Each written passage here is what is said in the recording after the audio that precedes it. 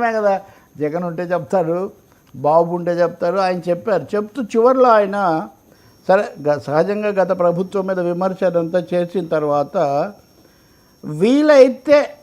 వీలైతే ప్రాజెక్ట్ పూర్తయ్యే లోపల పునరావాసం కూడా పూర్తి చేస్తామన్నారు.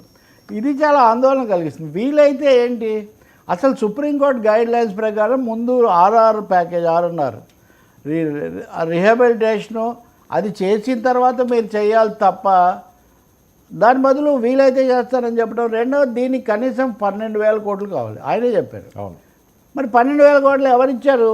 కేంద్రం దాని గురించి మాట్లాడలేదు. కేంద్రం మీద నెత్తి మీద పడే బదులు జగన్ ప్రభుత్వం ఉండొచ్చు, అంతకుముందు మీరు ఉండొచ్చు, కానీ జరగలేదే. కాబట్టి పునరావాసం అనేది ఘోరంగా నిర్లక్ష్యానికి గురవుతూ ఉంది. కట్టిన కాలనీల్లో కూడా ఇప్పటికీ అనేక సదుపాయాలు లేవు. అవి మేమే పెట్టాము, జగన్ అది కూడా చేయలేదంటారా, చాలా మంచిది.